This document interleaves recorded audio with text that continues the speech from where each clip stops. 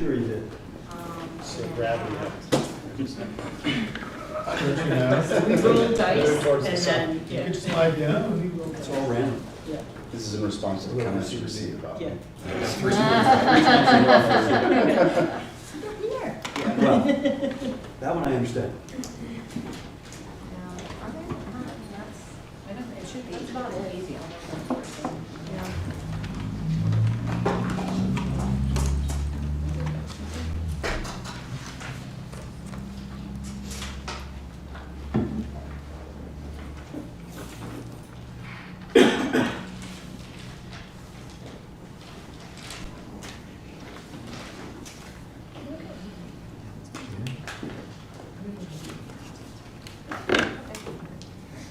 I'm going to go ahead and start with the announcements, which are standard before every meeting, and we'll just keep ourselves on track. For those watching tonight's, can you hear me? For those watching tonight's meeting via Diligent Community, this meeting is available live stream via the Diligent Community platform. Public comment. Should be good. Okay. Public comment is accepted in person. A link to the video will be posted to the Diligent Community website immediately following this evening's meeting. To improve the sound while listening to the meeting, please turn up the volume on your computer and turn up the volume on the Diligent Community site.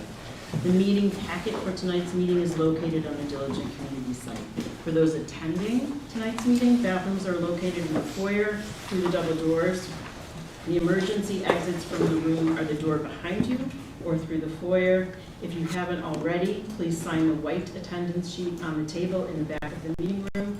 To improve the quality of sound, there is a boom microphone directed towards the commissioners in the back corner of the room.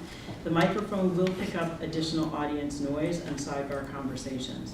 If you are predisposed to not be able to hear well, please feel free to move to a front row seat.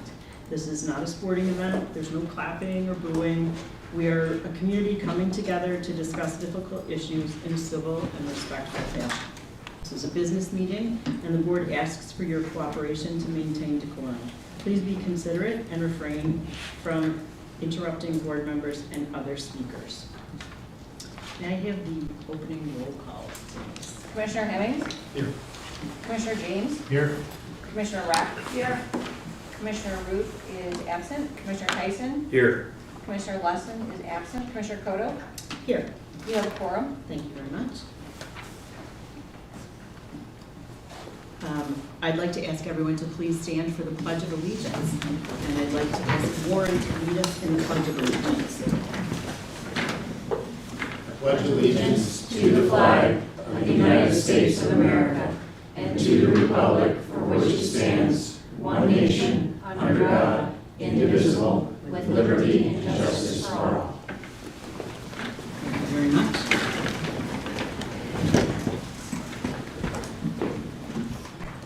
May I have a motion to approve the agenda as presented? So moved. Okay, Second. thank you. Any discussion? All in favor? It's a voice vote? Aye. Aye. Okay, that motion passes. Our next item is public comment. Remarks from visitors is your opportunity to address the board on any issue. When called upon, please come to the center position in front of the commissioners, stand at the podium, speak loudly or into the microphone, state your name for the record, and speak directly to the board. Per the Winnetka Park District's policy manual, as well as the Open Meetings Act and the State of Illinois Attorney General Public Access Counselor's Office, 2011, PAC 17388. Please keep all comments less than 3 minutes. This is not a question and answer forum, so please do not expect a response or an answer from the park board this evening. If you prefer to share your comments in writing, you may use the comment cards which are available near the sign-in sheets. Any park district staff will accept your card to be shared with the board. Do we have anyone who would like to speak publicly? Please raise your hand. Please come forward.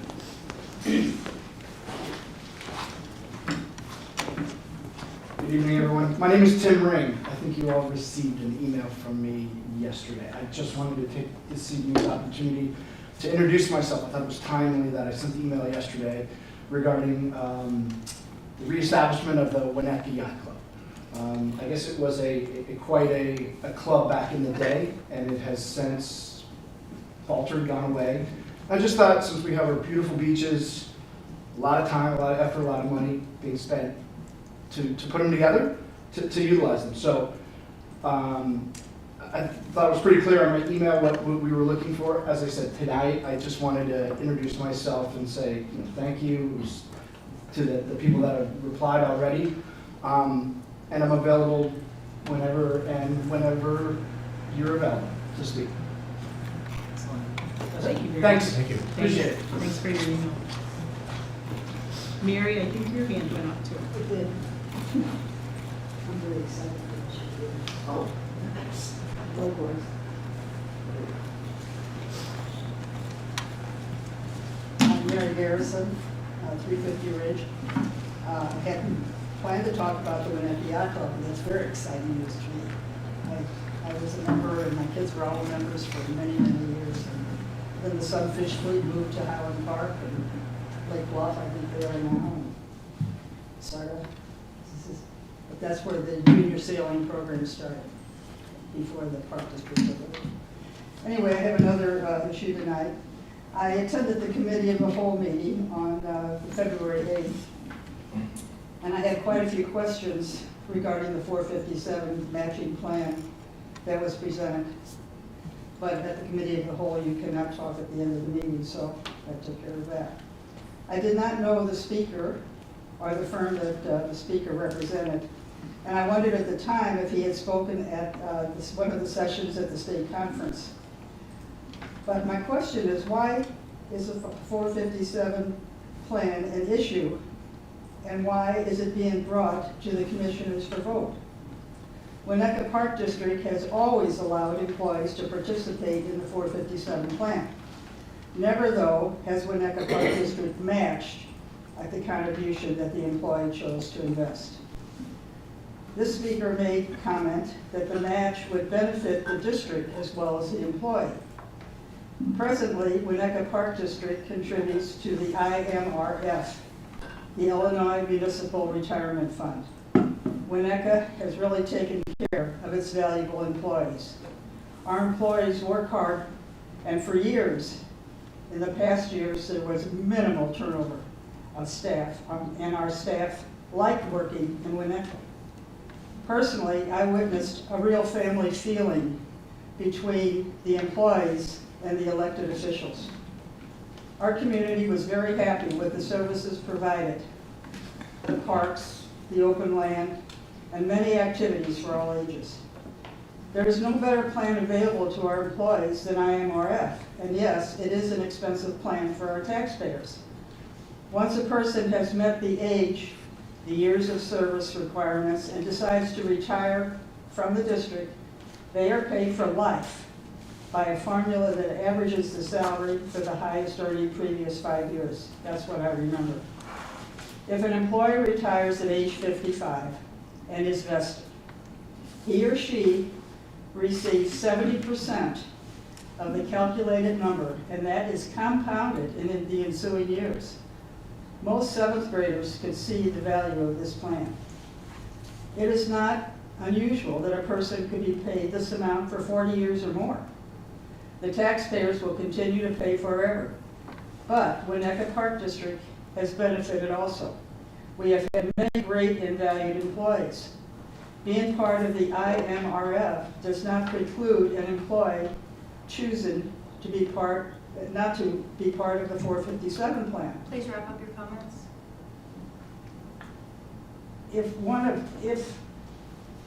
I'll be done in a minute, okay? Took me a while to prepare this.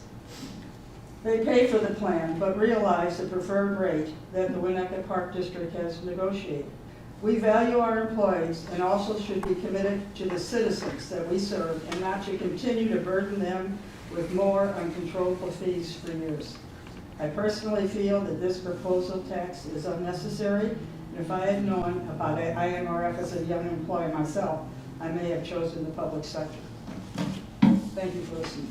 Thank you, Mary. Is there anyone else who would like to speak? Susie?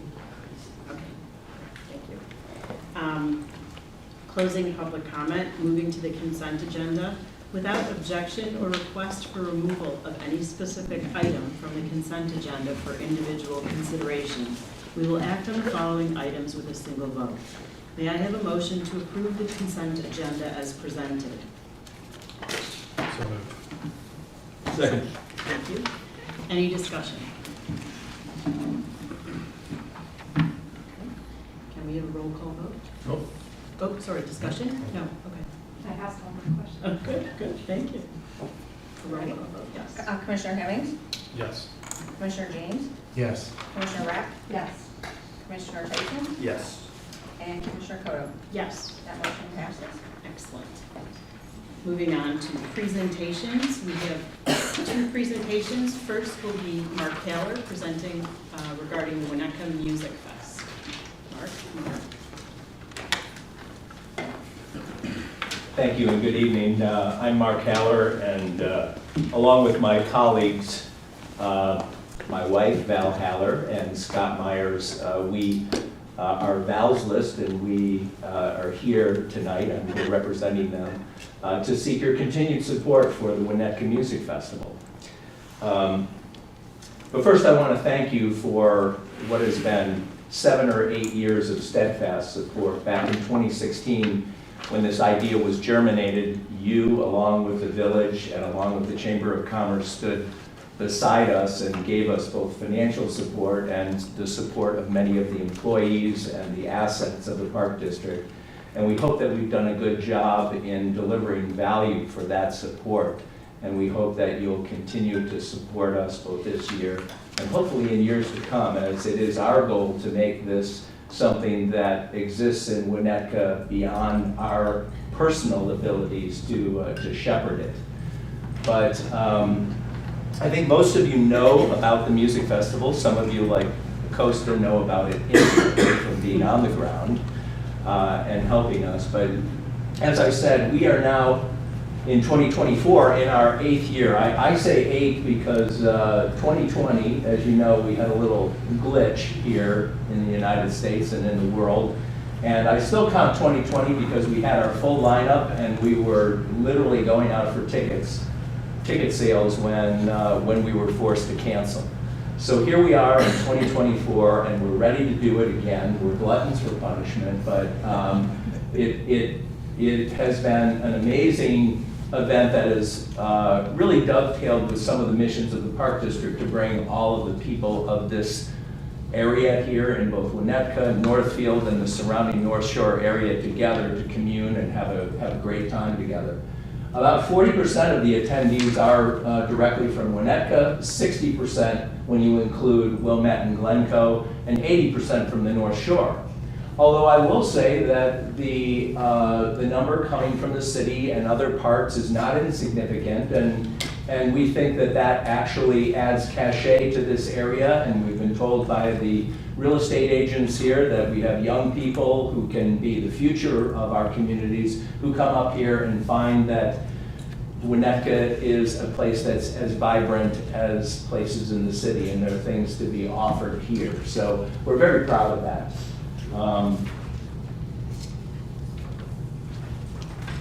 Most of you know it's a 2-day festival, and it's traditionally held on Father's Day weekend, on the Friday and Saturday before Father's Day, and it will continue to be as such this year, being held on the 14th and 15th. We occupy pretty much all of the Elm Street district east of the tracks, really from Oak Street all the way up to Pine, and including the community house and the chapel that's on the corner of Lincoln and Pine, and all the fields and the parking lots and the streets and the bridges. And it really becomes a real festival event, and we have a lot of, the hallmark is high quality music. Emerging artists, and now as we've gone on, we have a lot of very established artists as well at the top of our bill. And many of the artists that we get come from very important music festivals such as Bonnaroo and others. We've got 2 or 3 bands that are coming directly from Bonnaroo, which is held that same weekend, and they literally drive to come to us after they play at that festival. So it's a high-quality festival. I mentioned where it's held, and some of you might say, well, gee, that's not on Park District land, but you'll remember that in 2021, after the 2020 COVID experience, you all stepped up to the plate, and many of the employees of the Park District, and hosted us here just to our north. And it was a wonderful event, and it wasn't as big as the other events. It was one day. We had the distance, but it was only because of the Park District that we were able to do that. And even in those years where it's hosted off of Park District property, we're using the talent, we're using the assets of the Park District. We get gators, we get golf carts, we get sometimes forklift truck service and pallets in order to load our barrels of water that we use to hold down the tents that the fire company loads up for us. And we get picnic tables and other assets. During 2021, Costa drug around a lot of benches for us and so forth. So we utilize and really need your support, not just your money, but we also need your money. And we really value this commitment that you've made to us in the past. We're not asking for any more than we've asked for in the past, but we would really greatly appreciate it if you would consider giving that cash amount again this year, as it's something that we count on, and it allows us as an entity that's really trying to just perform this service for the town to ramp up. And cash in the bank helps us pay for down payments on stages and things of that nature, because we're not the kind of business that has a deep pocket to do that kind of thing. This is something that we sort of developed as a labor of community and love for the community. So, of course, there are also other things that are not physical assets, but posting on your website, helping us from time to time with marketing, and putting out banners here and allowing us to put a sign on certain Park District property, and we appreciate that greatly as well, and hope that you might consider doing that again. So with that, there are some of the things that I mentioned. You're an integral part. I mean, if you look at this, this is the group, the troika from our government and our community that helped Val's List to create this in the beginning, and we want to see you as our partners and co-creators going forward. So we hope you'll do that. Are there any questions? What are the other entities donating? Just curious. The Village of Winnetka, and then the Chamber of Commerce is not a financial donator. In fact, we do a lot, we try to do a lot for the businesses of Winnetka, and not only at the festival where we ask businesses to come in and supply food, and so we can hopefully give back in that way, but create other events within the storefronts. And Val's List, through the chapel concerts, also engages the restaurants and so forth here to try and drive business to both Winnetka and Northfield. And so in that way, the Chamber of Commerce stands beside us. They also put up the banners in the street, and they do a lot of other things just as you do that we highly value. And the village, of course, I mean, it goes without saying, they have a sizable financial commitment that's larger than what we ask of the Park District. And they also provide a lot of in-kind services, and of course the whole community. These are the streets that belong to the community, and we don't take that for granted. And so we offer early promotions and discounted tickets for Winnetka residents, because after all, these are the streets of Winnetka that the members of the community pay for in their taxes and in other ways. So. Any questions, or? Do you have any more questions? Yeah. Just curious, are you a 501c3 or you're a for-profit entity? No, we're a for-profit entity, but I would say the IRS might consider us a hobby in the sense that, really Val's List is, Val's mission, my wife who created this, was to bring new music to busy adults. We've raised over $250,000 for emerging artists. When we have our events over at the chapel, we raise money through tips, and 100% of that goes to the band. And all of the costs of production and so forth are paid by Val's List without compensation. So in many respects, we are patrons of the arts. We do have a partner now in Space, who is a for-profit entity. But again, that's part of our future-proofing plan. That entity is a local Chicago entity that we thought long and hard about associating with, and they have the kind of ethos around music that we do. And of course, like any vendor that we would hire, I'm sure there's a profit margin built into that. But Your top three categories of expenses, I'm assuming talent is number one. Talent is number one. Staging and lighting is number two. Number three would be all the other tents and accoutrements that you need to set up. And then, of course, labor is a big cost as well. Now, we have a lot of volunteers from the community, but there are certain positions that volunteers can't fill just because they don't have the technical expertise to fill them, or there are legal prohibitions against having them fill them when you are talking about serving liquor and things of that nature. And tickets account for what percent of your total? I don't have the exact percent, Warren, but they are probably, I would say tickets probably count for about 40+%. Then there are sponsors that account for a portion of that, and then there's food and drink sales that count for a significant portion of that. And those in any given year kind of trade around, but we have to, just like anybody else, we have to line up a P&L that makes sense, right? And what do you estimate daily attendance? Daily attendance is going to be between 6,000 and 7,000, so we'll have 14,000 over the weekend. And that's grown. That's grown. But it's can't grow too much more unless we go up some more land. So.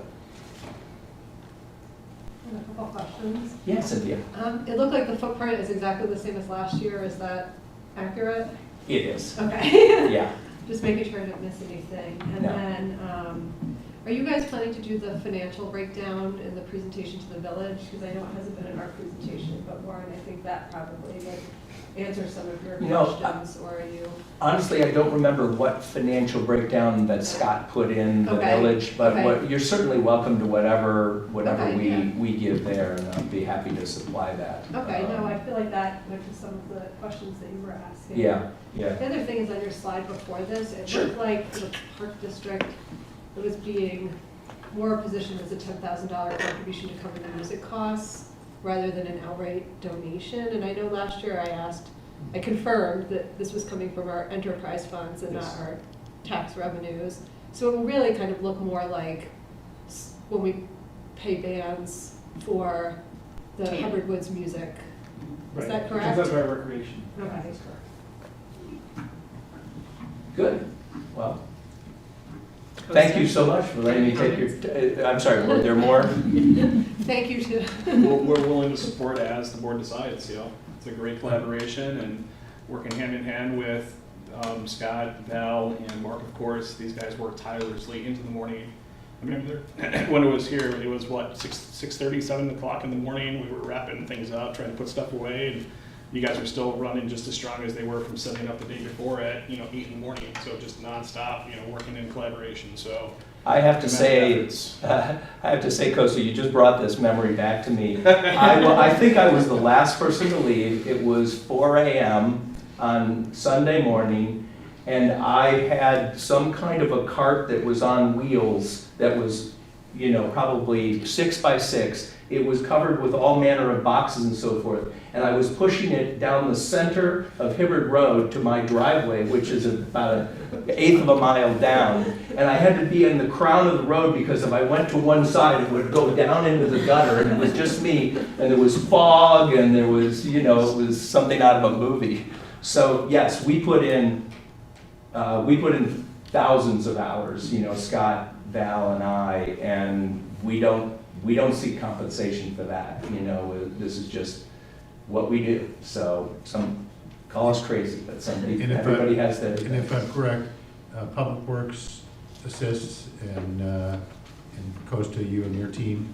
Yeah, by far, the village has the lion's share of the load between electrical setup, and they do emergency services and everything that goes along with that for life safety, along with Brian and his team, water and light, mowing all the electric and all that, everything that needs to go into that, and then PW helping with the street closures and holding the site down. So it's, village has the lion's share. We help out a percentage.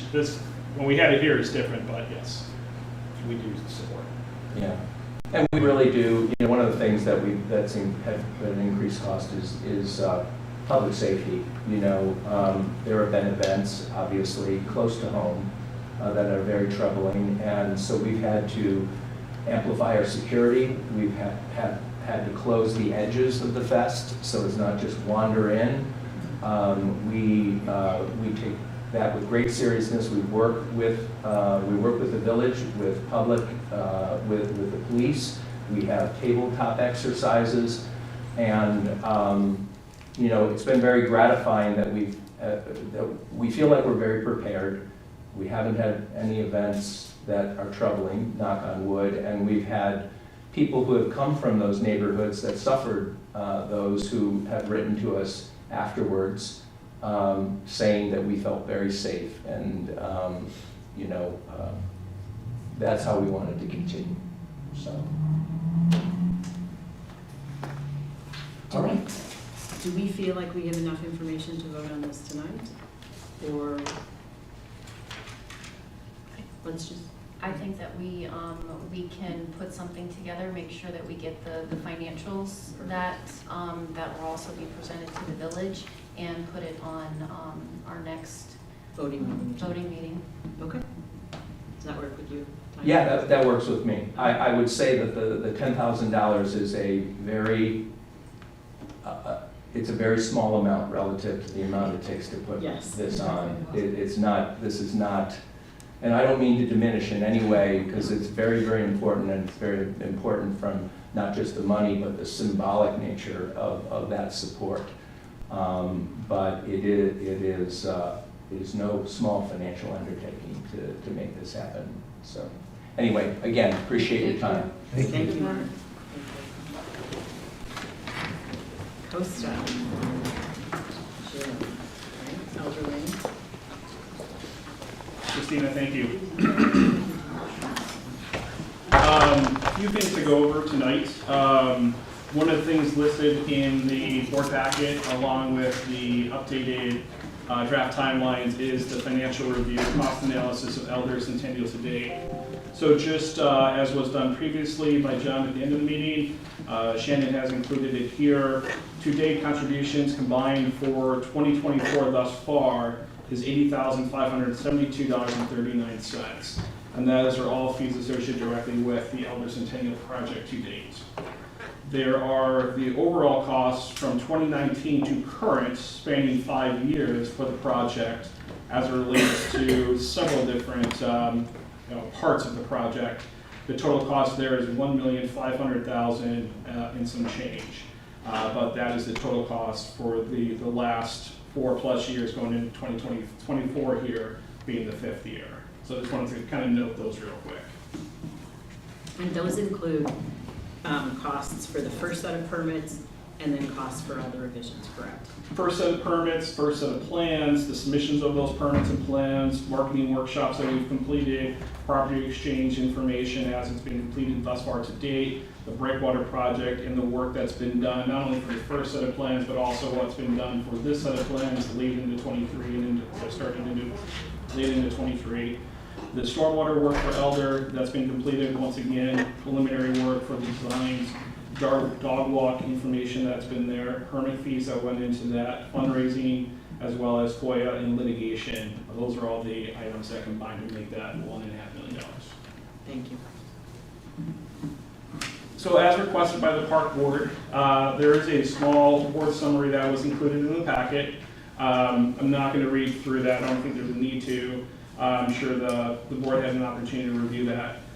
I would like to start off with the preface that this is a draft working document.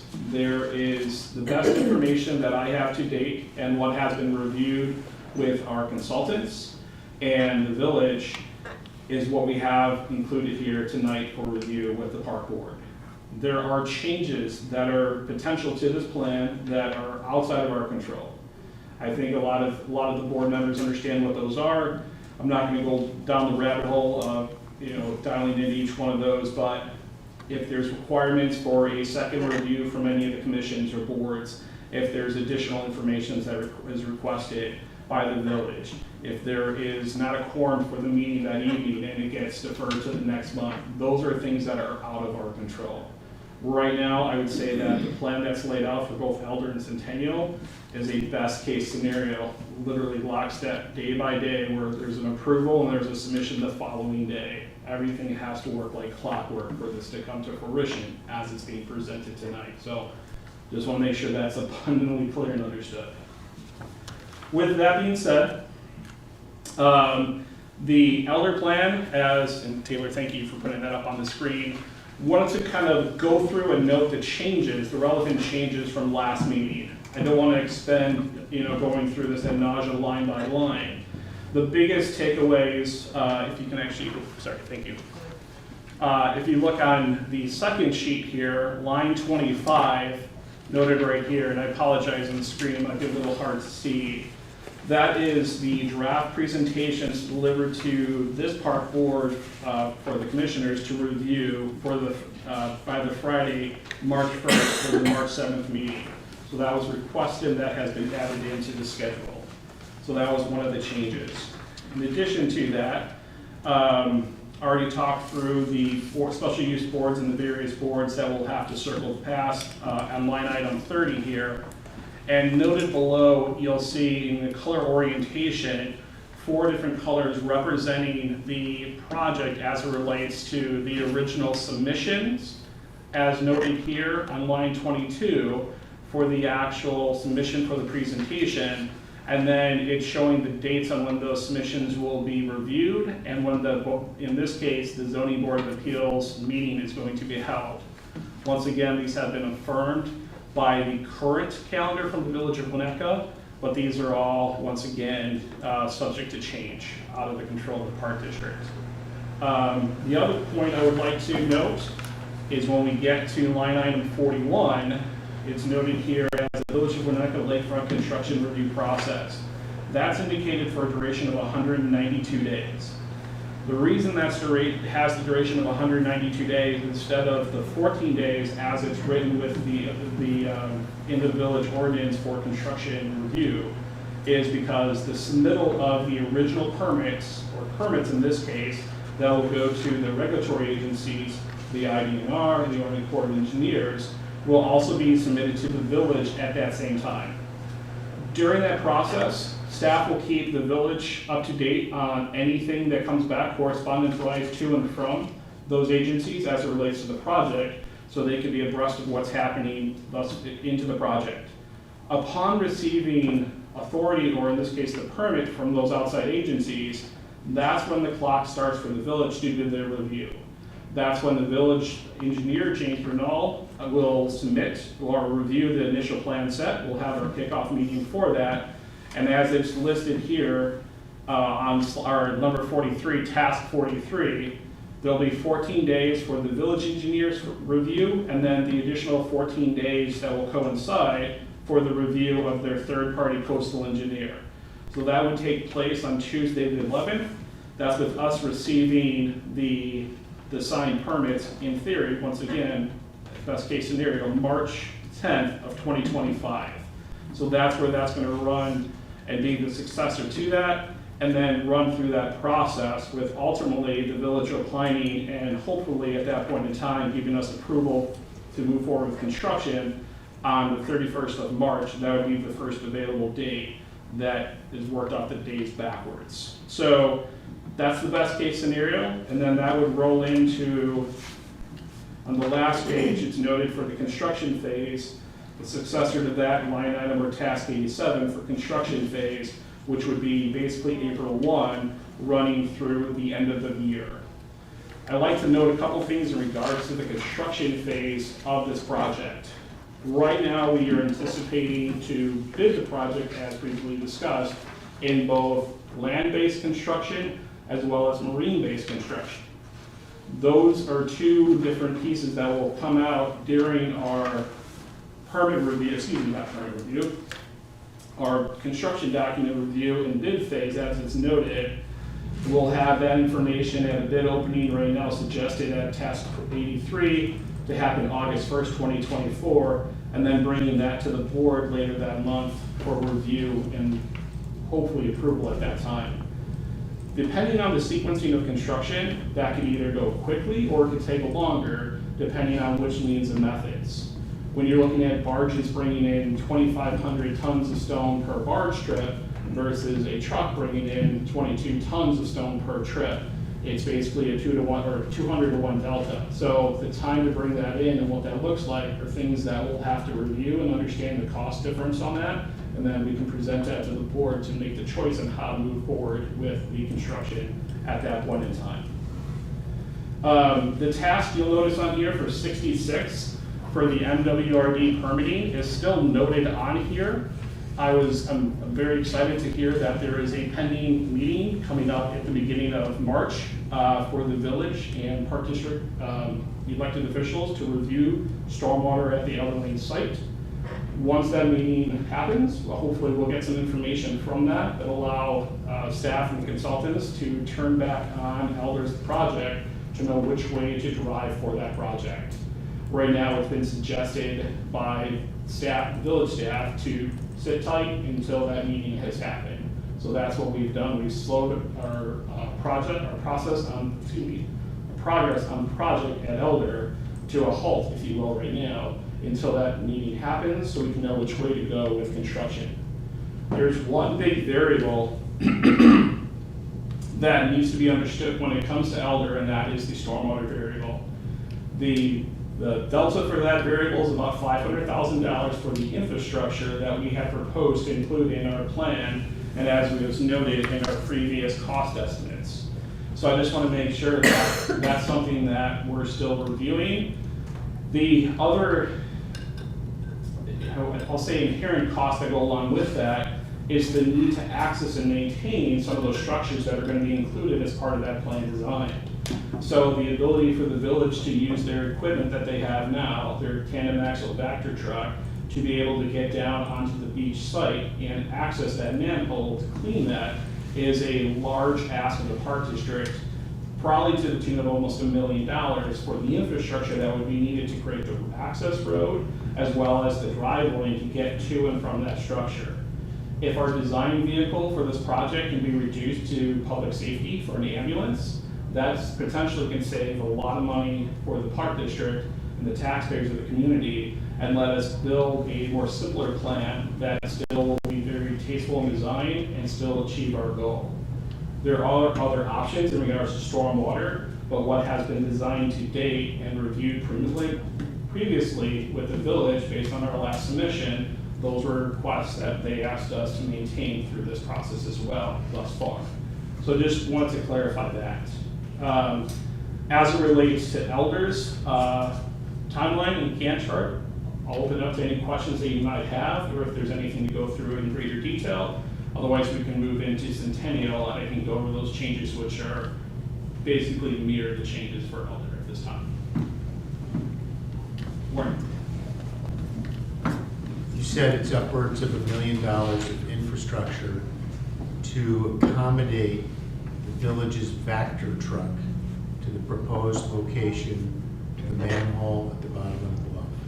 That's what we're estimating to date, yes. Are there other ways, or what's the frequency that the village Vector truck would utilize that access route? I couldn't speak on behalf of the village and their maintenance team. I will suggest that the current manholes are not able to be maintained because of the way they're set on the bluff, and they've worked fine for a number of years. As far as I'm aware of the existence, without having issues. So the potential is high that there would be, or high that there would be a low requirement for that piece of equipment to access those bands. Are there other methods of vacuuming out that sediment basin?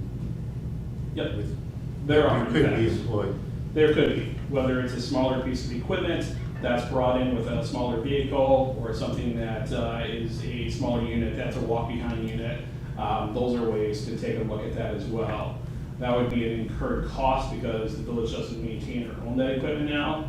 Maybe that's something that could be understood and worked through negotiations, where if it's needed for that required usage, maybe the park district pays that at that time to help reduce the overall cost of the project now. But that hasn't been discussed. The existing improvements, you mentioned you can't really get to them right now? Correct, they're mid-bluff between two fences, one fence and a beach house, and the reach and the boom and the size of the vehicle will not warrant them to be able to reach them with the current setup. They would have to look to use extended hoses or other ways to maintain. How old are those improvements? Those improvements date back to, I believe it's the mid-20s and then the 30s, if memory serves. Those are those two main. Those are the brick form manholes that are built between the staircase and the access road at the Lane Beach Cars. Thanks. You bet. Any other questions as it relates to the elder timeline?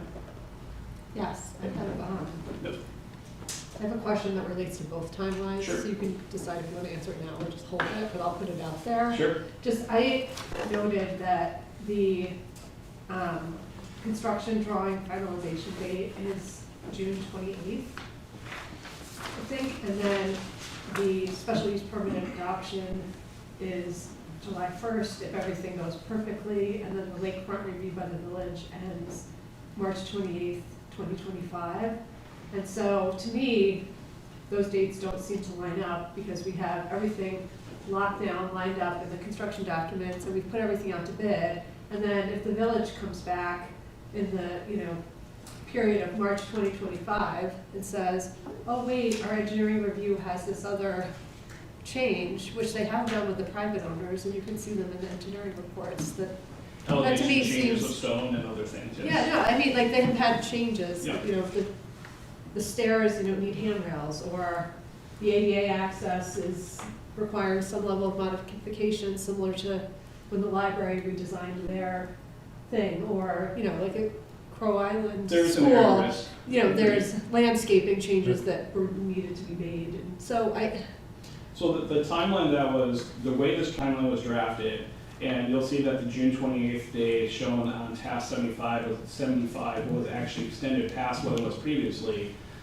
By the time we start going through the boards and we put our exemptions out there, we should have a good handle on what those exemptions are, and we're gonna tweak our plans accordingly through that as they change, if they change. Staff and consultants are very confident with the design that's been approved by this board to continue moving forward. There are some slight tweaks that will be represented to the park board, because when we looked at it from a schematic design phase to actually the engineering support on how to build that, there has been some subtle tweaks and design changes that we'll be bringing back. But until we get to a point where we can design this and say, yep, that will work, it's hard for us to go in front of the commissions with a finished plan and say, this is what we're gonna build, without knowing that the design can be supported with physical construction and the engineering to support it. So they almost run congruent, but you're right, the one does lag a little bit behind the other, just because of the inherent risk of going to those boards and commissions without a completed design and the potential changes. If we say, well, we're presenting this, and we come back with an 8-foot walkway when we suggested a 4-foot walkway, then we have to start that process over. So there is some inherent risk to this, but the way this was designed and reviewed with consultants, this was the best way to approach it. You can also address some degree of changes through change orders. Then change orders are pretty commonplace in a project of this scale. Right, and with the contingency at 10% of what we have built in there too, we'll be able to accommodate it without having to come back for a large ask or anything else. But to Adam's point, there are gonna be change orders on this. It's too large of a project to have every little design detail, figured out to the 9th degree. It's inevitable.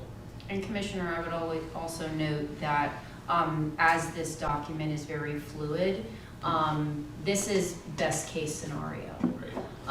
If there are things that we have to go back to with review with some of the other boards, then this timeline will be adjusted accordingly based on those changes, which can happen.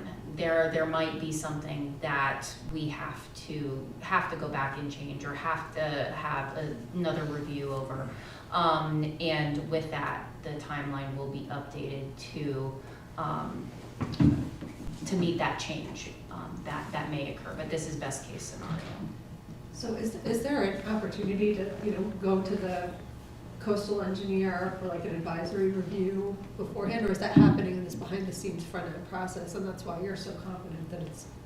So as far as, I'm assuming you're discussing the third party that the village will counsel. So it was suggested to us not to go to them ahead of time, because that could give bad optics to this. To let the process run itself, go through special use first, get all the exemptions that you're looking for, so this way you have what you need to build. And then once the design is complete, then we'll check it off with that, make sure the core and the IDNR, and with the core and the IDNR also invokes the 401 water quality, so the IEPA and the MWRD to a lesser extent will be included with their review. And once we get past then, and there's no public comment from those two agencies, or in this case 4 agencies now, then it will go back to them and say, okay, both the regulatory, state and federal, they both have approved it, they don't have any issues with it, we'll review it. We've already asked for the exemptions that we need based on the special use, the ordinance for the steep slope requirements for the bluff. We should have everything together. And this is not going to be the first time that the village has seen these plans. So they will be up to speed and along the way being shown any changes that are being accommodated by those other agencies. Okay, I just don't want to be in a situation where we have everything locked down, we have bids in, and then, there's some change that, Baird comes and says that we need to do. Because, if you look at their engineering reports, again, for the private owners, like they did have to make modifications and then, change things and things that they thought that they could do, they couldn't, and That's the they had to world. read- That's they the had to world read- of yeah. municipal approvals. No, I know. Happens every day. I know. Yes. To that point though, Cynthia, I will say the due diligence that the Park District has done for this plan to date, we have driven down a lot of the concerns with our elevations of stone height, views and everything else to take this back to a minimal approach at its base core layer. And there might be a suggestion where they come back and say, why did you build it so low? They might say you should add more stone on there. It should be not an elevation 587, but maybe higher for greater protection. And we know those inherent risks. We talked about them by designing it to those elevations. Sand loss, having perpendicular structures, those are things that have been built in as inherent risks to this project because of what we heard from the community and the direction that the board has given staff to continue on. So. The other question that I had specific to Elder, and I know we had talked about before, but I had wanted to put out to the rest of the group, particularly in advance of the March 4th meeting, is that apparently the village had done some type of scope on the integrity of the stormwater pipe in the Elder Pier, but my understanding is that there's not a report on the soundness of the stormwater pipe coming out, and it seems like before we make any investments in that would be information that we would want in a written, documented format, in my opinion. You touch on a very important topic. We had scheduled a meeting so I could share with Shannon and show Christina today. We walked the beach and we noted chunks of corrugated metal that were in the water, obviously coming from that stormwater pipe. We saw chunks of concrete in the water adjacent to the pier as well. So there are definitely remaining concerns. We noted the condition of the, what I estimate to be 100-year-old brick manhole mid-bluff. And we note that the corrugated metal pipes that are within the bluff lie beneath substantial proposed improvements as a part of this plan. So it is really important that everybody understands we're putting hundreds of thousands, if not millions of dollars into improvements potentially on top of 100-year-old existing infrastructure. And this has been a concern of the Park District from the very beginning, which is why the original plan rerouted that, which is why we're still advocating to reroute, so that in the event that there is a failure of that 100-year-old infrastructure, that we would be in position, or the village would be in position to utilize the pipes underneath the North Breakwater and make the necessary connection to reroute the storm sewers to new discharge. Again, this is subject to further conversation, but no less than 5 different engineers or engineering firms have been in review of this specific issue. Have we located the plans for the 1987 or 1988 improvements to the pier at this point? Yeah, those plans have been in our possession, have been studied, have been a part of the analysis for years. Okay, they were not included in Matthew Wright's pier. The top, so. Oh, excuse me, the 1987, I'm talking the 1947 plans. The Yeah. 1947 plans were the pier, the 1987 plans are in Matt Wright's possession, but that deals with the steel improvements in Elder and Centennial that were done during the last high water period, or the 1987 high water period. Those didn't deal with storm sewer.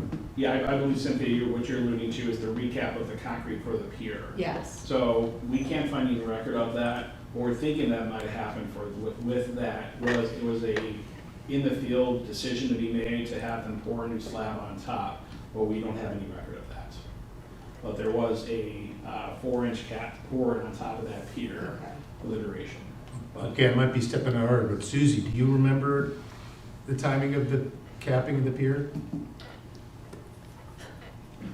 Well, obviously, from the point forward from when all the damage was occurring, up until about 1990, 1991, but before I put out a sound number, I would rather go look at my documents that I have saved. Yeah, the 1987 plans show a concrete ramp heading straight out into the water. And that might be the source of some of that concrete that we're seeing strewn along the beach. If I may, that concrete, you would have to test it, but there was a lot of concrete dumped into the lake when the hospital or TB sanitarium was demolished. And we, because of a lawsuit that came to the park board by a resident that was injured, we undertook getting X amount of that concrete out.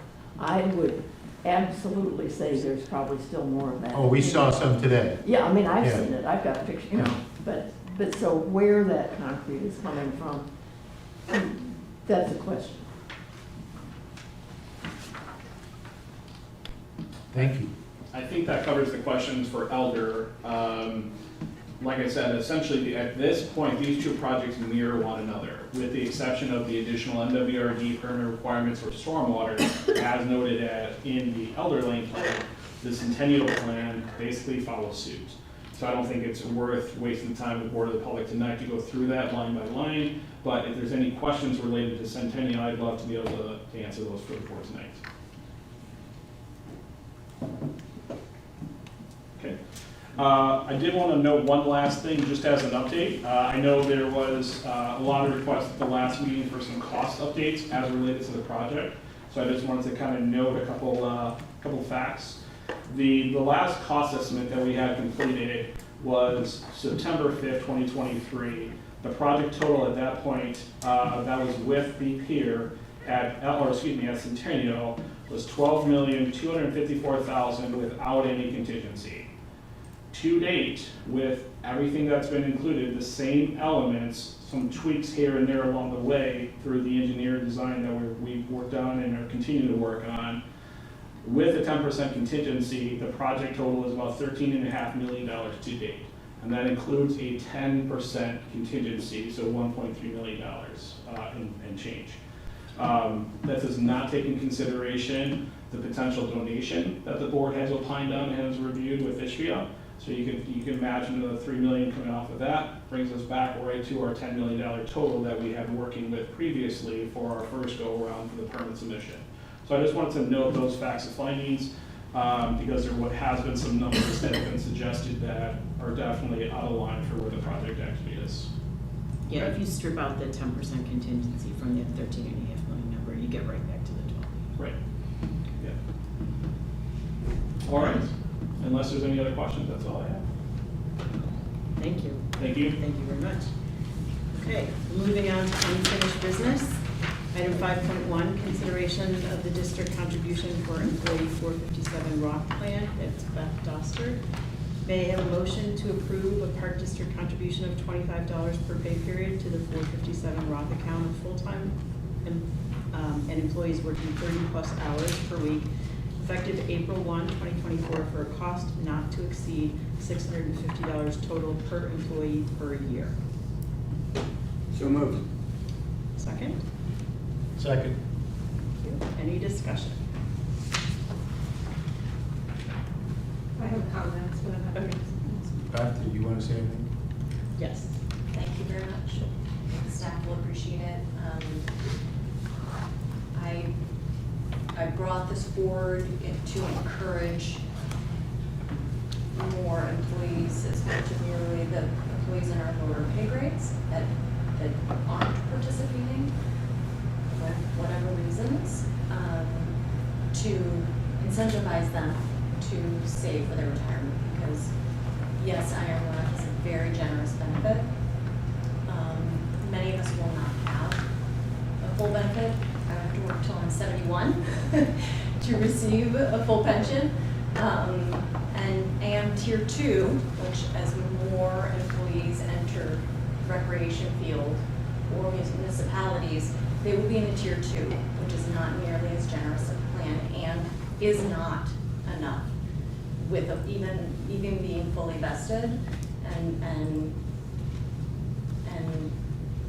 reaching the number of years service to reach the full benefit of the plan is not enough in retirement. And as much as I educate staff on the importance of retirement savings and contributing to the 457, it's hard for some people to come up with extra money. And so I know many staff have mentioned that if there is a $25 match, then they will contribute. How is the plan proposed being received by senior staff?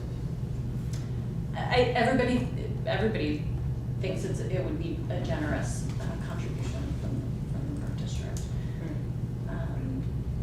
So thank you. I have comments from Colleen Root. Cynthia, louder. Oh, I have comments from Commissioner Root to read. I have some comments of my own, and then I think you have comments as well. Okay. So I'll start with Commissioner Root's comments. The considerable assets of the WPD include not only its many parks and recreation facilities, but also its experienced, professional, and dedicated staff. To make certain that WPD staff was properly compensated in accordance with the marketplace, you will recall that last year the board undertook a comprehensive salary evaluation study and adjusted individual employee compensation to assure that all district employees were appropriately and competitively compensated as compared to their Illinois Park District peers. The IMRF pension is a significant benefit for all district employees that provides a guaranteed annual retirement benefit where an employee can calculate what percentage of his or her salary will be his or her recurring pension payment upon retirement through death and beyond. This considerable employee benefit is no longer available to our taxpayers who work in the private sector. District employees have the additional option to select death and survivor benefits and earn credit towards their pensions even while they are on disability leave or while on IMRF benefit protection leave, something rarely offered by employers in the private sector.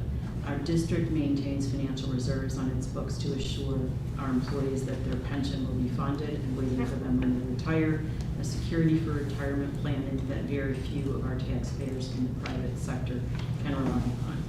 I am very supportive of offering our employees additional options like the 457 plan so that they can contribute additional funds to save for retirement if that is their desire. However, I don't believe it is the function of this board to undertake the role of financial advisor or planner for our employees. I also believe that we have a duty of economic responsibility to our taxpayers who already handsomely contribute to our employees' pension funds. I found it significant that no other Illinois Park District matches employee 457 contributions. I also understand that the Village of Winnetka match is narrowly limited to the very senior positions of village administration with a fixed monetary contribution reviewed annually by the Village Board of Trustees.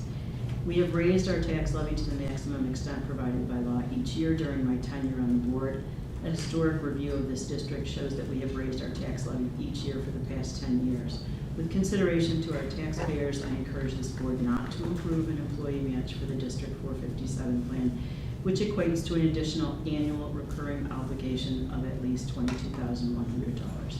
This may seem to be a modest amount, but like rising property taxes, it is yet another incremental and cumulative burden that must be funded by our taxpayer. Those are the comments of Commissioner Root. Did you want to make comments as well? Yes, I will say that I very much appreciate the efforts that Beth has made in educating the employees and developing new opportunities for retirement security, like bringing in the option of the Roth 457. So that's it's a challenge though. Retirement savings are a challenge for everyone, not just public sector employees, but I think, everyone in this room has retirement savings challenges. It's a fact of life.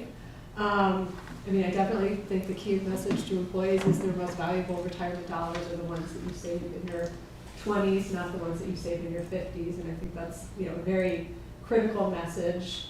I will say that as I delved into this and looked more at the facts of how much others are contributing, I became less favorable to is it the right thing for us to do in terms of matching contributions. I'm fully supportive of offering the different retirement options, but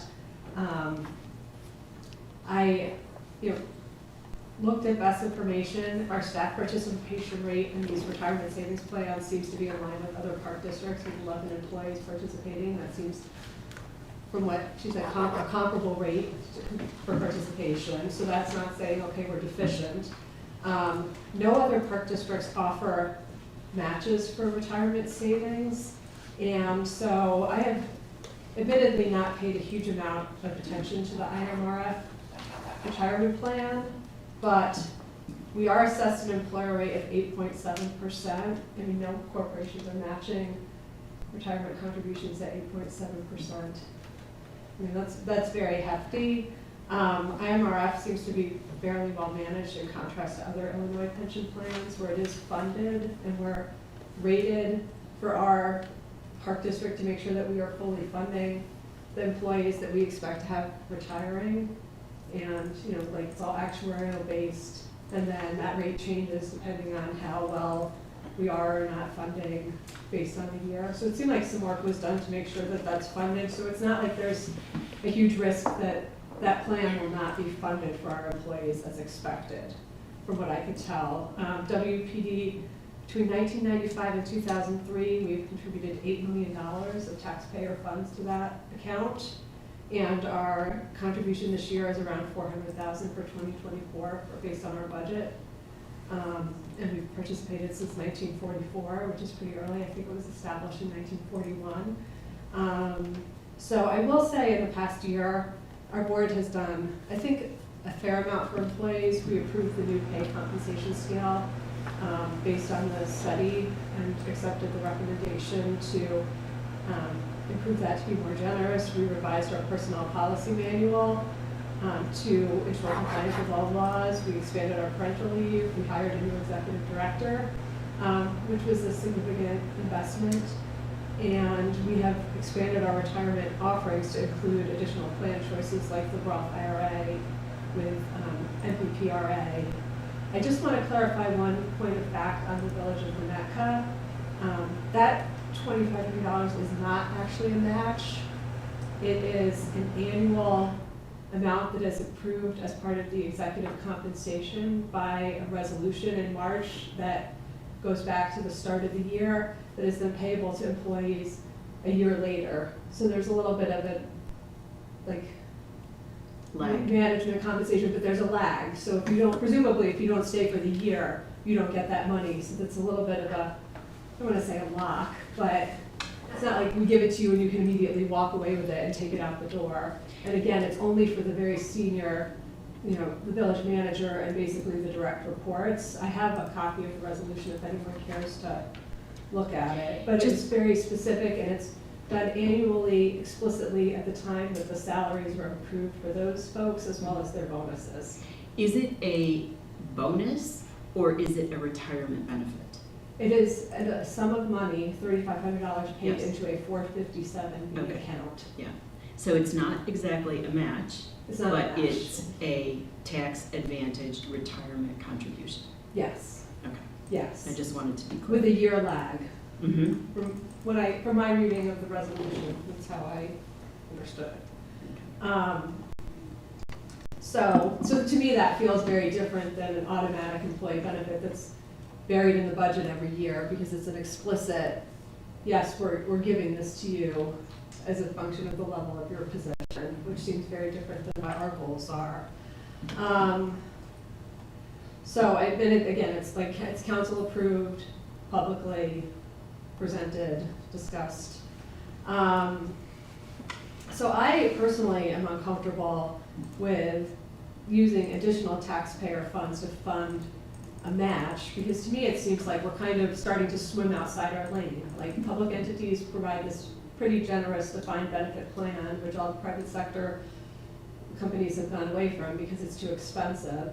And we're saying, okay, we're gonna propose a match on this very specific pension plan, like we're very specific on, it's only the Roth plan, which kind of makes me a little bit uncomfortable because we're starting to get into a slippery slope of financial advising and engineering employees when they have the menu of options and people should be choosing those based on their own circumstances and situations, in my opinion, not predetermined by us. And we're already contributing to the generous pension. It seems like there are other options. You know, there's the 457B, Roth, non-Roth, there's the option for additional contributions to IMRF. It seems like the way that things are structured does not do anything for retention because it's just a straight match. And I can see Mr. Babbitt, I mean, he's very personable, he's obviously very passionate about educating people for retirement savings. I think for him it would be a huge boon to have at least one park district doing a match. But I really feel like for us, it is getting outside of what we should do. It's kind of putting our view on social policy goals to help retirement and putting additional funding behind them when it's something that we should be more, I think, in our role, educating employees, offering options, but not diverting additional taxpayer funds to support that because we are already paying $400,000 a year to support the retirement security of our employees. So I think it's a very slippery slope on starting to do matches, which are common in the private sector, but usually there's vesting, you know, we match only 50% up to a certain amount. Like it's a lot more complicated and there are a lot of other reasons why that's done, and there's much more of a retention focus, which we don't seem to have. So I kind of, when I researched this and weighed up the, you know, employees, customers, and taxpayers, I was coming out more in line on taxpayers, which has not been our normal MO with some of the other decisions that we've made for employees over the course of the year, and was more thinking, you know, maybe we should be looking harder at potential opt-in, no-cost options, as Commissioner Lesson had suggested last time. We're looking at some other things rather than just throwing more money at a very specific targeted benefit that really is kind of out of bounds because we already provide this huge retirement plan over here. And I know it doesn't, you know, provide perfect security for everyone, but that's not something that everyone has. And personally, I'm uncomfortable saying we're going to offer our employees something that is, again, like already over what many of the taxpayers in this community have access to through their employment. And I completely support the message of your most valuable dollars are the ones that you save in your 20s and build up, and I appreciate the efforts there. But as I delved into this and just kind of balanced the multiple hats that we're supposed to wear as commissioners, I was feeling less favorable towards supporting just a match. I had a different take. And I had a couple of comments after I read Commissioner Root's comments, and I have a couple of additional comments based on yours. I think the comparison is not between the public sector and the private sector.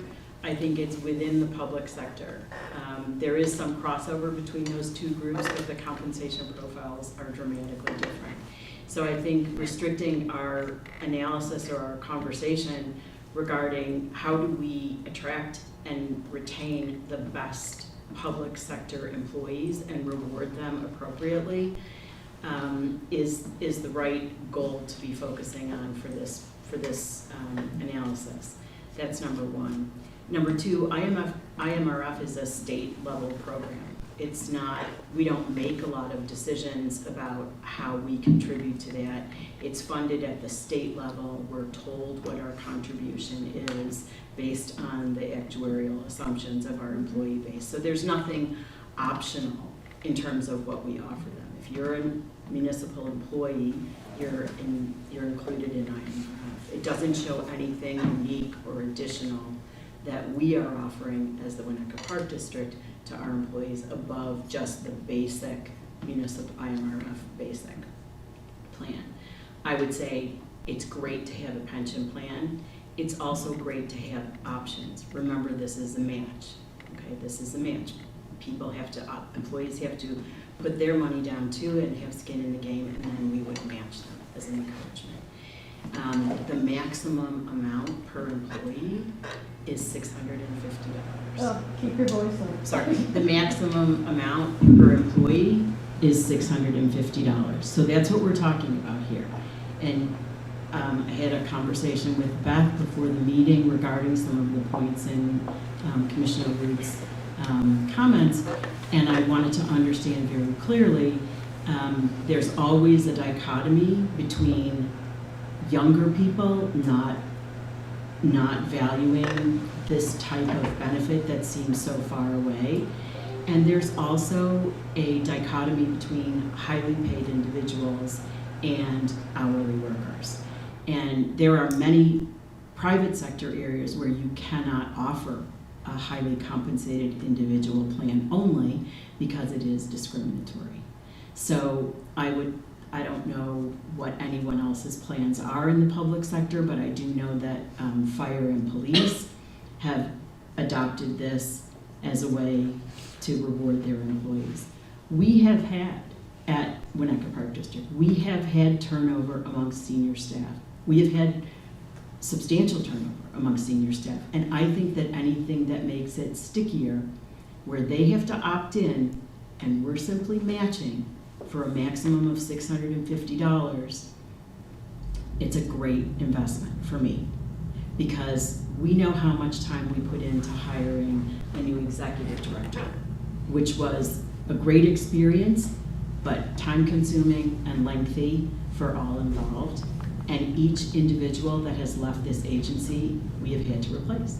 And it's costly. Anything that makes that stickier, anything that demonstrates that we want to be at the front edge of being competitive, or we want to be similar to what police and fire are doing, I think gives us an advantage. So I just want to make sure I'm hitting all of my other points. Our levy for our organization is the village is 12.95% of your tax bill.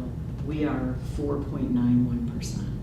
So when people talk about taxpayer dollars, we are a small portion of that, number one. And number two, we earn half of our own money. 50% of our budget is tax dollars, and 50% of our budget is the hard work of the rec staff and the park staff and all those other people. So I don't think I do believe it's important to demonstrate to people and to simply match what they would be willing to contribute, especially given the nominal amount of $650 per employee. So that to me is, makes it a very compelling, a very de minimis demonstration of the importance of participating. Beth, I don't know if there's anything else you would like to add. Adam, I don't know if there's anything that you'd like to add based on the landscape. And Shannon, you come to us with a wealth of Park District experience across a variety of places in the United States. So anything you'd like to say would be great. I would just say that when we're looking at the recruitment and retention of quality employees, it is important to kind of stick out, I think, to make us the district that people want to go to. And all things being equal, if you have something that does stick out even nominally, there's a better shot that you are going to either keep that quality employee or get that quality employee, and for very little investment in this particular case. And it's not saying that every employee is going to opt in to still contribute to that plan. The goal really from our perspective is to really treat our employees at all levels the best possible way that we can, and give them the best opportunities for their future as we can.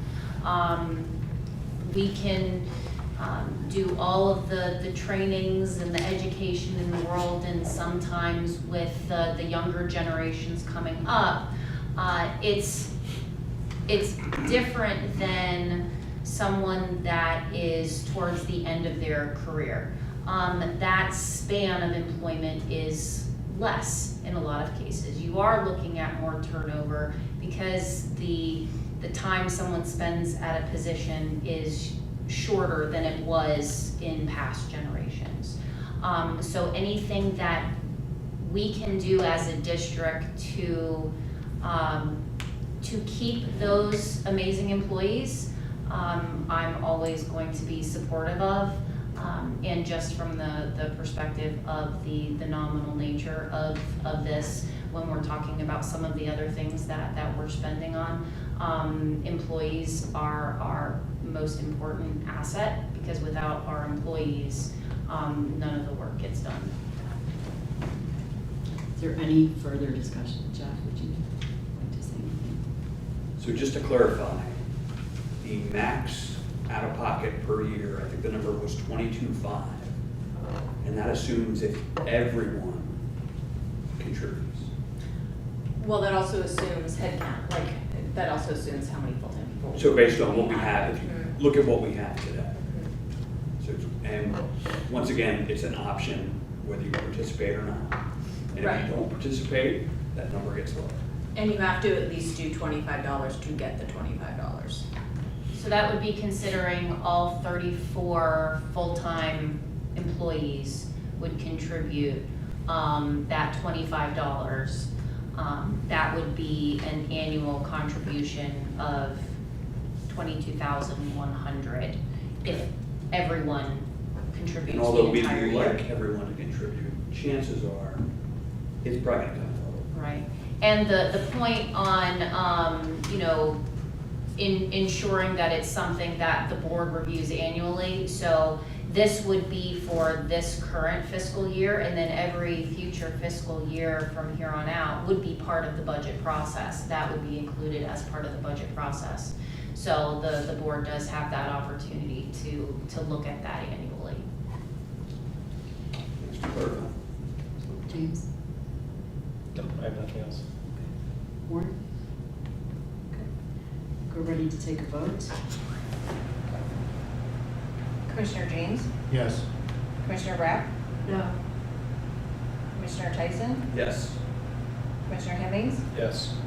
Commissioner Koto, Yes. that motion passes. Moving on to item number 6, new business. We've got none. All right. Number 7, matters of the executive director. Okay, so the couple of things that I have, one are the annual legal fees. This was something that the former executive director, John Peterson, had under his matters of the executive director, so I have continued that currently, so you have that as a part of your packet. We just have really 1 month worth of 2024, but that information is available in your packet. I would also note that whether the public has noticed, and I know that the commissioners have been part of this as well, that there has been some changes to the board agenda. We are looking to hopefully make things a little more efficient for our board and for the public, and adding some things like the Pledge of Allegiance and those types of things, similar to what other boards and commissions do throughout the area. And further adjustments may be made going forward to make best use of staff, board, and the public's time. And, you know, our hope is also to add a section for public service announcements, like upcoming events, closures we have, that sort of thing. And also looking at consolidating some sections on public comment, possibly to be in line more with our surrounding areas. Different things that we can look at in the future. Not changing everything all in one meeting, and as we go forward, we see what works best, and what the public is looking for, and what the commissioners are looking for, and we will go forward in that regard. Also, I wanted to just kind of put this out there for the public. I want everyone to be on the lookout for some information in the upcoming weeks regarding some dates for community engagement opportunities with myself as the new executive director. I want to make myself available to the public, to the community, for conversations, questions you may have, that sort of thing. Get to learn me a little bit more. I get to learn more about the community as well in that regard. So be on the lookout for more information coming on that. That's all I have. Great. Okay. We are to the second section of public comment, item number 8. Your opportunity to address the board on any issue. When called upon, please come to the center position in front of the commissioner. State your name for the record. Speak directly to the board per the Winnetka Park District's policy manual, as well as the Open Meetings Act in the state of Illinois. Attorney General, Public Access Counselor's Office, 2011, PAC 17388. Please keep all comments less than 3 minutes. This is not a question and answer forum, so please do not expect a response or an answer from the park board this evening.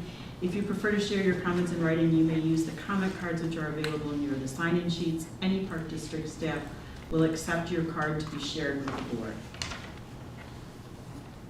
Would anyone like to speak again? Mary?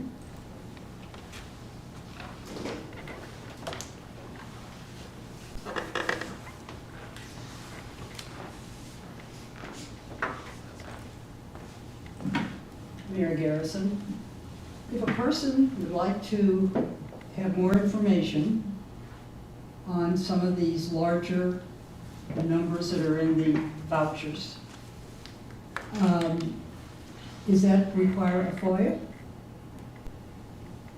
The director just made a comment about the legal fees, but there was no telling people what the legal fees were. I see them. I've looked at the agenda and I looked at the board packet.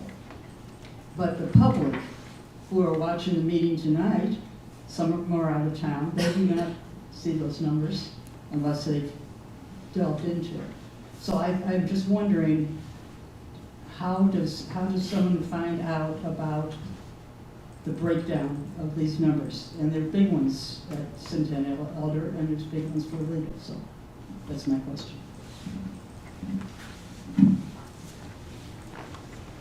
Okay, thank you. Susie? No, thank you. Okay. Would anyone else in the audience like to speak? Okay. All right. Thank you very much. Moving on to commissioner comments, which is a new category. So any commissioner can speak for up to 3 minutes on any topic. And we thought we inserted this to give us a chance to respond to anything that may be circulating out in the community that we needed to address. Cynthia, may I start with you, if you have any commissioner comments? Sure, yes, thank you. Thank you for giving us 3 minutes to talk about whatever we want. I just wanted to throw some support behind Tim Ring's letter and comments for the Winnetka Yacht Club. I know he's been excited about it for the past couple of years. He is starting his efforts in earnest much earlier this year to try and get something going, so hopefully we can work with him, because I think it would be nice for the voters at Lloyd to feel a greater sense of community and know who some of the other, adjacent slipholders are in their rack or whatever. Have some potlucks and, keep that area clean and all that good stuff. So thank you, Tim, for taking the initiative, and thank you, Sherman and Lisa, for reaching out and following up with him. I did want to congratulate the staff on the first weekly report. That was very helpful and very well received. I'd love to see how those are going to be made available to the public on our website in some fashion when the time is right, because there was a lot of good information that probably answers a lot of the questions that people have. And in terms of future topics of interest or board discussion, I know on the 7th we'll be talking about additions to the agenda policy. I know that a lot of information about our properties has been forthcoming, and I think that looking at that, it seems like there's probably some opportunities to talk about that a little bit further. So that's all I have. Jeff? I just want to say thank you to Shannon for taking away from our last meeting the task of looking at what we could do to address our long meetings and implement some ideas to try to make them run more efficiently. I think we're headed in the right direction, obviously, after tonight. So I appreciate those efforts and look forward to what else we can do. James? I'll echo Jeff's comments. Thank you very much for that, Shannon, taking that on your work stream. And then I'll cede some time to Adam to see if he can provide an answer for Mary on the vouchers issue. Obviously, at every meeting where the vouchers are presented, there's a summary and a detailed list published on the website. So our district posts all of its financial data. I'm on the public version of the website, and there's a summary and a detailed list of vouchers that lists everything for the past, since the last meeting. Yeah, I think the question is, can the public get access to the documentation behind those numbers? I think that's the question. Like the invoices themselves? Yeah, I think that's the question. And I will say, with respect to legal bills, if people want to ask for them in FOIA, to the extent they're ever going to get produced, they're going to be heavily redacted. You won't be able to see any of it, frankly, because it contains legal advice. But with respect to other documentation, like bills from contractors, for example, can you talk to that and the availability of that information to the public if they were to request it? I can, if Sure, I could be that's sold. So in regards to invoices and vouchers and that sort of thing, all are public record and all are FOIA-able. So there is the opportunity for the public to see any of those upon request. Currently our system for financials does not afford us the best opportunity to have those in electronic format in all cases. So they are, in a lot of cases, in paper format. And that does take a little bit of time if we need to get those to somebody electronically. It would not be in the best interest of staff's time to post all of those on our website. Not only would that take up a lot of space, it would be extremely time consuming for staff to be able to do that. We are looking at different types of systems that may help us in the future when it comes to human resources items and in regards to financials, to look at the best way that we can have those electronically, just for the general ease of staff and the public to be able to access those types of things, but at this time, the best way to get that information is to ask. I guess the last thing I'll add is this. Voucher list represents purchases. Purchases are the second part of financial management. Budget is the first part.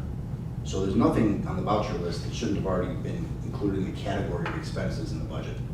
And so public should be confident that anything the park district's spending money on has at least, from a categorical perspective, been vetted and approved at the, on an annual Budget. basis. Yeah. Thank you both. And hopefully that was helpful, Mary. I just wanted to try to get you an answer. Maureen? I'll just answer the question succinctly. Legal services through January 31st totaled $8,829.81.